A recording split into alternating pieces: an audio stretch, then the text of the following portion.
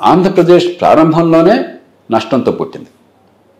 ఎప్పుడైతే హైదరాబాద్ని కోల్పోయినటువంటి రాష్ట్రమైందో హైదరాబాద్లో వచ్చిన మిగులు ఉమ్మడి రాష్ట్రంతో పంచుకునేది తెలంగాణకి మాత్రం వచ్చింది సహజంగానే. ఆంధ్రప్రదేశ్ లేకపోయేసరికి లోటు వచ్చింది. ఆ తర్వాత ఆంధ్రప్రదేశ్లో కూడా కొంతకాలం పాటు 14 నుంచి 19 దాకా సంక్షేమాన్ని అందించారు, అభివృద్ధిని కూడా గట్టిగా చేపట్టారు. వనరులు లేకపోయినా కూడా పోలవరం ప్రాజెక్ట్ కావచ్చు, రాజధాని నిర్మాణం కావచ్చు, రాజధాని కంటే ముఖ్యంగా ఒక గ్రీన్ ఫీల్డ్ సిటీ నిర్మాణం కావచ్చు, కియా మోటార్స్ లాంటివి కావచ్చు, మౌలిక సదుపాయాల కల్పన కావచ్చు, చిత్తశుద్ధితో ప్రయత్నం జరిగింది. కొన్ని పొరపాట్లు రాజకీయంగా దొరికినా కూడా 2014 నుంచి 19 దాకా జరిగితే 2019 నుంచి అసలు అభివృద్ధి అంటే పాపము, సంక్షేమమే పరమార్థము, సంక్షేమమే పరిపాలన. అభివృద్ధిని అడిగితే వాడు పెత్తందారు, ఇది వర్గ పోరాటము, పేదలకు అభివృద్ధి ఎందుకు, పేదలకు రోడ్లు ఎందుకు, పేదలకు మౌలిక సదుపాయాలు ఎందుకు, మేము ఫ్రీగా ఇస్తున్నాం కదా, నెలలా బ్రహ్మాండంగా ఇస్తున్నాం కదా అన్న ఒక విచిత్రమైనటువంటి ప్రమాదకరమైన వాదన తీసుకొచ్చారు. చివరికి రాష్ట్రాన్ని అధ్వాన స్థితితో నెట్టారు. అసలే కష్టంలో ఉన్న రాష్ట్రాన్ని ఈవేళ అప్పులు ఊబులు కూరుకుపోయేట్టు చేశారు. కాబట్టి ఈవేళ మళ్ళీ ఒకసారి సంక్షేమానికి అభివృద్ధికి సమతూకాన్ని పాటిస్తూ, పొదుపరితనాన్ని పాటిస్తూ, ఇతరులను చూసి తెలంగాణను మరో రాష్ట్రాన్ని చూసి లేని డబ్బులు ఖర్చు పెట్టడం కాకుండా మౌలికమైన క్రమశిక్షణ పాటిస్తూ మౌలిక సదుపాయాలను బాగు చేసి పెట్టుబడులను ప్రోత్సహిస్తే అయినా 3-4 ఏళ్ళు కనీసం పడుతుంది, ఒక 5-6 ఏళ్ళు కూడా పట్టచ్చు ఒక గాడిన పడడానికి. రెండు రాష్ట్రాలు కూడా చూడడానికి ఒకే రకంగా కనిపించినా కూడా రెండుకి వేరు కారణాలు ఉన్నాయి. దాన్ని బట్టి మన పరిష్కారం ఉంటుంది. ఖచ్చితంగా అభివృద్ధి అనేది పూర్తిగా గాలి కొదిలేయటం వల్లనే గత ప్రభుత్వం ఇలాంటి పరిస్థితిని ఎదుర్కొంది. ఆంధ్రప్రదేశ్లో అభివృద్ధి అంటే పాపం అన్నట్టుగా మాట్లాడారు. ఇది చాలా విచిత్రం. దేశంలో ఎప్పుడు జరగదు ఇట్లా. అభివృద్ధిని అడిగితే వాళ్ళంతా కూడా డబ్బున్న వాళ్ళు అడుగుతున్నారు, మీకెందుకు అభివృద్ధి? అది ధనికుల కోసం, డబ్బున్న వాళ్ళ కోసం అభివృద్ధి, పెత్తందారుల కోసం అభివృద్ధి, ఇది వర్గ పోరాటం, మేము ఈ వర్గం కోసం ఉన్నాం. చాలా విచిత్రమైన ప్రమాదకరమైన భాషను వాడారు, ప్రమాదకరమైన ఆలోచనలు పెట్టుకున్నారు, ప్రమాదకరమైన చర్యలు చేపట్టారు. పేదలకి పెత్తందారులకి పోరు అని చెప్పి ఒక స్లోగన్ కూడా. ఇంతకంటే మూర్ఖమైన వాదన, మళ్ళీ స్పష్టంగా విస్పష్టంగా చెప్తున్నాను, ఇంతకంటే మూర్ఖమైన వాదన మరొకట్లేదు.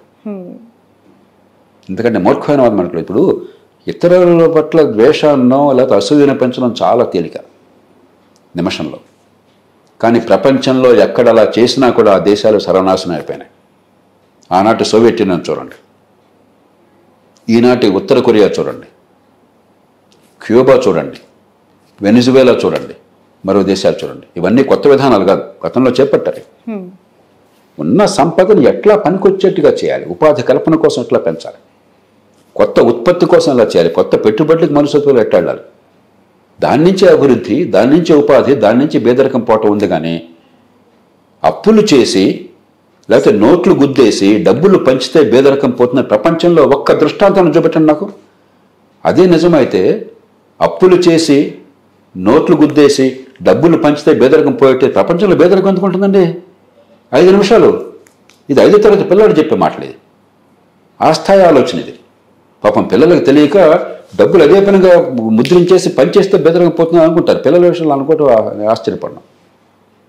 నాయకుడు అనబడేవాడు, అధికారి అనబడేవాడు, ఇంగిత జ్ఞానం ఉందనుకున్నటువంటి గాడిద అప్పులు చేసి డబ్బులు పంపిణీ చేస్తే బెదరకం పోతుంది అనుకుంటే ఆ మాట ప్రజల ముందు ప్రచారం చేస్తే అంతకంటే మూర్ఖత్వం ఇంకేమైనా ఉందా? అంతకంటే అజ్ఞానం ఇంకేమైనా ఉందా? అంతకంటే మోసం ఇంకేమైనా ఉందా? బట్ సార్, ఆ సంక్షేమ పథకాల గురించి మాట్లాడుకుంటే ఇప్పుడు కూడా ఈ కూటమి ప్రభుత్వం సూపర్ 6 అనే పథకాలకు సంబంధించి ఇంత ఎర్లియర్ స్టేజ్లోనే చాలా ఇబ్బందులు పడే పరిస్థితికి వచ్చింది. ఖచ్చితంగా ఏమైందంటే, రాజకీయంగా మీరు ఊబిలో కూరుకుపోయిన తర్వాత సంక్షేమం అనేది అందించకుండా ఓట్లు అసాధ్యమైన పరిస్థితి వచ్చిన తర్వాత సంక్షేమాన్ని కాదు అన్న, అందుకే సంక్షేమం వద్దని అంటలా. కానీ సంయమనాన్ని పాటించండి, పొదుపరితనాన్ని పాటించండి, ప్రజలకు వాస్తవాలు నచ్చ చెప్పండి. కనీసం అప్పు చేసి పప్పు కూడా తినకుండా ఉండండి. మీకు వచ్చేటువంటి పన్నుల డబ్బుల్లోంచి మీరు జీతభత్యాలకి, వడ్డీలకి, సంక్షేమానికి ఎంతైనా ఖర్చు పెట్టండి, మీ ఇష్టం. కానీ అప్పు చేసి ఆ డబ్బు దీన్ని ఖర్చు పెట్టి వచ్చే తల మీద భారం మోపితే అభివృద్ధి, ఆదాయం పెరగట్లేదు, ఖర్చు పెరుగుతుంది, వడ్డీలు పెరుగుతున్నాయి, అప్పులు పెరుగుతున్నాయి, కాలక్రమేణా ఊబిలో కూరుకుపోతాం. కాబట్టి ఆ సమతూకం కావాలి. అంచేత ఒక పక్కేమో ఈ సమతూకాన్ని పాటించాలి, అప్పు చేసి పప్పు కూడా కాకుండా. రెండో పక్కన మిగతా వనరులతో, అప్పు తీసుకొచ్చిన వనరులనే కనీసం మిగతా వనరులతో వేగంగా నిజమైన మౌలిక సదుపాయాలు, పెట్టుబడులు ప్రోత్సహించడం, నైపుణ్యాన్ని, ఇందాక నైపుణ్యం గురించి మాట్లాడారు, నైపుణ్యాన్ని పెంచడం, సంపాదించే శక్తిని ఇవ్వటం, ఉపాధి కలిగించడము, శాశ్వతంగా నిజంగా పేదరికాన్ని తొలగించడం, ఈ రెంటిని సమపాల్లో చేయాలి. సార్, ఈ ల్యాండ్ టైటిలింగ్ యాక్ట్ నిజంగానే సామాన్యులకు లాభమా నష్టమా? ఎందుకంటే ఏపీ ప్రభుత్వం ఒక కొత్త పద్ధతిని ప్రవేశపెట్టే ఆలోచనతో ఉందని సమాచారం. దీని గురించి ఏం చెప్తారు? శ్రావణి, భూమి ఎవరిది అన్నది పారదర్శకంగా అందరికీ తెలియటం, ప్రామాణికంగా తెలియటం ఆర్థిక వ్యవస్థకు అవసరం. మీ ఆస్తి హక్కు స్పష్టంగా ఉన్నట్టయితే రేపు పొద్దున్న నేను మీ దగ్గర పొందలుచుకున్నాను. ఇప్పుడు ఏమవుతుంది? నమ్మకం మీద పోతున్నాం. ప్రస్తుతం చట్టం ఏమిటి? మీకు నాకు ఒప్పందం కుదిరితే రిజిస్ట్రేషన్ అవుతుంది, రిజిస్ట్రేషన్ స్టాంప్ డ్యూటీ కడతాము లక్షల రూపాయలు, కోట్ల రూపాయలు. కానీ భూమి నాకు టైటిల్ వస్తుందని గ్యారెంటీ లేదు. అమ్మేవాళ్ళకి హక్కు లేదనుకోండి, లేకపోతే ఇంకొకళ్ళు మోసం చేసి నాకు అమ్మారు అనుకోండి, నాదని చెప్పినాయి, రిజిస్ట్రేషన్ అని మాత్రం చేత నాకు హక్కు రాదు. అందుకని ప్రపంచం అంతా ఏం చేశారు? ఈ ఆర్థిక వ్యవస్థ బాగా నడిచే దేశాల్లో ఆస్తి హక్కుల విషయంలో చాలా పారదర్శకంగా, ప్రామాణికంగా ఎవరిది ఆస్తి అని చాలా స్పష్టంగా, ఒకసారి అది బటన్ నొక్కితే ఇది శ్రావణి గారిది, ఇది ఈ సర్వే నెంబర్లో ఈ పొలం, దాని మ్యాప్ ఇది, ఇప్పుడు కొన్నారు, దాని టైటిల్ ఉంది. అప్పుడేమవుతుంది? మీరు పరపతి కావాలి బ్యాంకులో అంటే దాన్ని తనఖా పెట్టచ్చు, ఆస్తులుగా తనఖా పెట్టేది. అది లేకపోతే మీకు దగ్గర మూల పెట్టుబడి ఉండదు, ఆర్థిక వ్యవస్థ పెరగదు. అలాగే మీరు ఒక భూమిని కొనుక్కోవాలి వ్యాపారం కోసం, ఒక పరిశ్రమ కోసం, కొనేప్పుడు అసలు భూమి వాళ్ళదా కాదో తెలియకుండానే దాని మీద మేము మల్లాగుల్లాలంతా పడి లక్షలు ఇచ్చిన తర్వాత భూమి కాదని తేలిపోతే పరిశ్రమలు నడుస్తాయి, పారిశ్రామిక ప్రగతి సాధ్యం కాదు. కాబట్టి ఇటు వ్యక్తికి, ఇటు సమాజానికి, పరిశ్రమలు పెరగడానికి ఇది చాలా అవసరం. కానీ అది చేసేటప్పుడు ఏంటంటే ప్రజల విశ్వసనీయత ఉండాలి, ప్రజలకు నమ్మకం ఉండాలి. గత ప్రభుత్వం చేసిన చట్టంలో ఉదాహరణ నేను చూశాను. ఏం చేశారు? ఇప్పటిదాకా పట్టదారు పాస్ పుస్తకాలు ఉన్నాయి, ఇప్పటిదాకా ల్యాండ్ రికార్డ్స్లో ఫేర్ అడంగల్ అంటారు, రకరకాలుగా రికార్డ్స్లో మీ పేర్లు వగేర నమోదే ఉన్నాయి.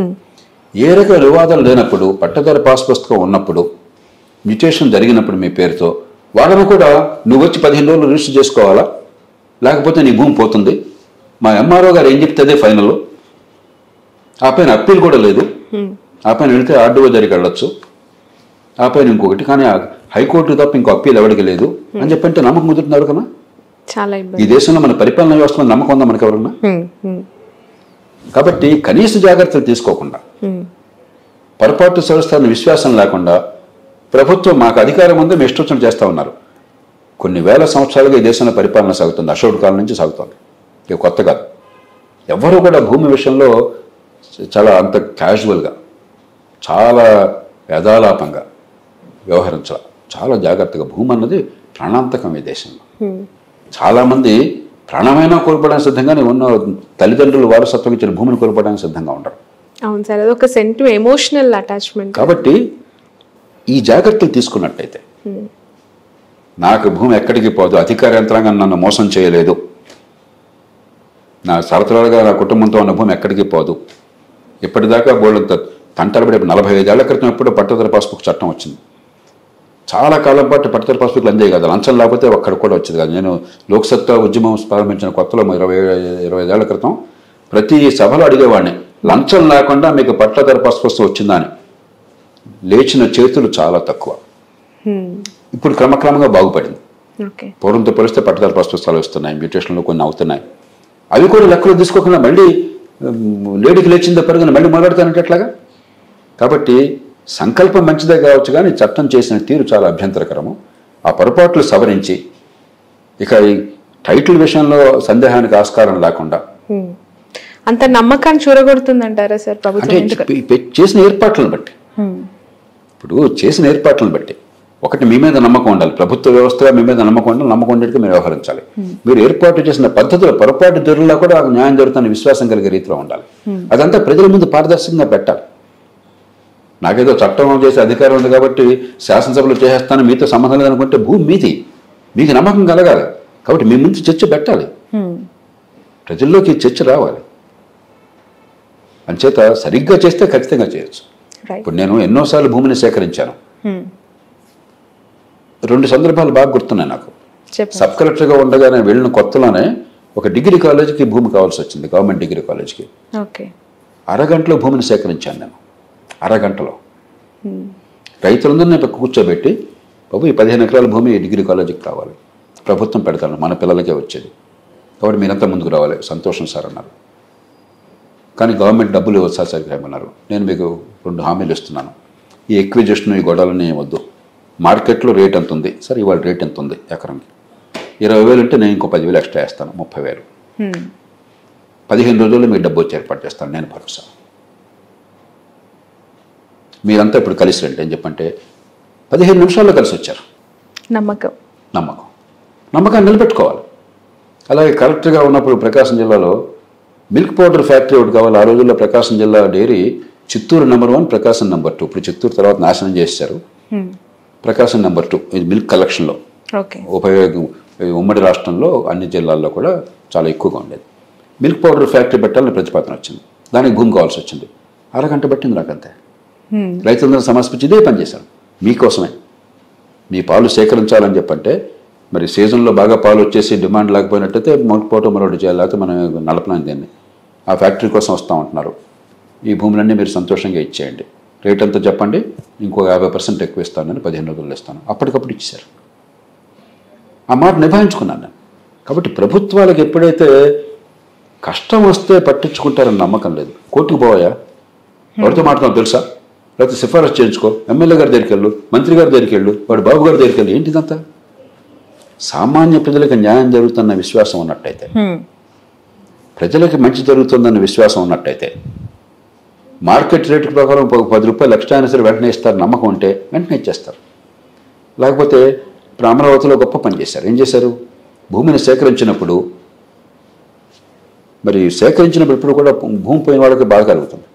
భూమిలో ఇప్పుడు పెరుగుతూ ఉంటుంది. మీరు ఎంత డబ్బు ఇచ్చినా కూడా పోయిన దానికి నాకు పరిహారం అనిపించదు, డబ్బులు విలువ తగ్గుతూ ఉంటుంది. వాళ్ళు ఏం చేశారు? ఈ భూమిని మీరు ఇస్తే ఈ భూమిలో పెరిగే విలువ ఉన్న భూమిలో కొంత వాటా మీకు వచ్చేస్తుంది. ఒక 50 రెట్లు 100 రెట్లు దాని వాల్యూ పెరుగుతుంది. అంటే అందరూ ఉమ్మడిగా వచ్చి పూలింగ్లో వచ్చేసారు. ఇట్లాగ ప్రజల్ని విశ్వాసంలోకి తీసుకుని చిత్తశుద్ధితో పారదర్శకంగా మీరు చేసినట్టయితే ప్రజలు ఖచ్చితంగా ఒప్పుకుంటారు. కాబట్టి భూముల విషయంలో మీరు చాలా జాగ్రత్తగా, క్రెడిబిలిటీతో, విశ్వసనీయతతో, నిజాయితీగా, సమర్థంగా వ్యవహరించాలి. అరే మీరు కాంపెన్సేషన్లు ఏమంటే లంచాలు మింగిన వాళ్ళు ఎంతమంది కనుక్కోండి మీరు అసలు. ఎన్నో ప్రాజెక్టులు నరకం చూపెడుతున్నారు వాళ్ళకి భూమి ఇస్తే. మార్కెట్లో ₹1,00,000 విలువ ఉంటే 10,000 కట్టేవాళ్ళు పూర్వం. 10,000 కట్టేవాళ్ళు. ఆ భూమిని పోయిందంటే వాడి కుటుంబం నాశనం అయినట్లు లెక్క. అలా చేస్తే ప్రభుత్వం మీద నమ్మకం ఎందుకుంటుంది ప్రజలకు? కాబట్టి పూర్తిగా అది ప్రభుత్వాల నిర్వాహం, అధికార యంత్రాంగం చేస్తున్నటువంటి దుశ్చర్యలు.